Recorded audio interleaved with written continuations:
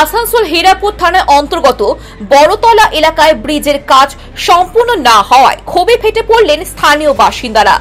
আদ্রা ডিভিশনের অধীনে নির্মাণাধীন এই ব্রিজটি বহুদিন ধরে অর্ধসমাপ্ত অবস্থায় পড়ে রয়েছে। ঠিকাদার সংস্থা কাজের মাঝপথে নির্মাণ বন্ধ করে চলে গেছে বলে অভিযোগ। এলাকাবাসীরা জানান, দীর্ঘদিন ধরে বৃষ্টি এমন ভাবে পড়ে থাকায় প্রতিনিয়ত দুর্ঘটনার আশঙ্কা তৈরি হয়েছে। বিশেষ করে বৃষ্টির দিনে যাতায়াত করা আরো বিপজ্জনক হয়ে পড়ে। স্থানীয়দের দাবি, ব্রিজের নির্মাণ ঠিকঠাকভাবে সম্পূর্ণ না হলে যে কোনো সময় বড় ধরনের দুর্ঘটনা ঘটতে পারে। এই পরিস্থিতির প্রতিবাদে এই দিন বড়তলা এলাকায় ব্রিজের রাস্তা অবরোধ করে বিক্ষোভে নামেন স্থানীয়রা। এমনকি লিখিতভাবে আদ্রা ডিভিশনের ডিআরএম এর কাছে অভিযোগ জানিয়েছেন তারা। ঘণ্টা খানেক ধরে অবরোধ চলার পর পরিস্থিতি উত্তপ্ত হয়ে ওঠে। খবর পেয়ে ঘটনাস্থলে পৌঁছায় হীরাপুর থানা পুলিশ। পুলিশের আশ্বাসে বিক্ষোভকারীরা অবরোধ উঠিয়ে নেয়। 2021 থেকে এই কাজটা 21-22 থেকে স্টার্টিং হয়েছিল।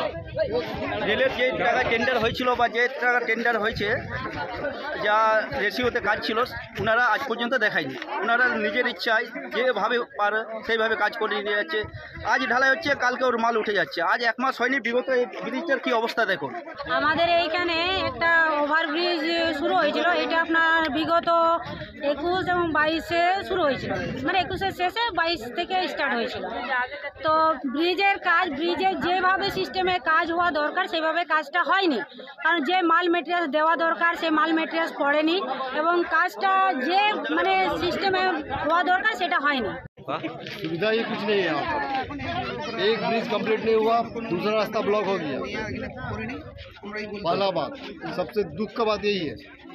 दूसरा बात, यहाँ का जो काम हो रहा वो काम ठीक तरह से नहीं हो रहा और ठीक माल मटेरियल से नहीं हो रहा।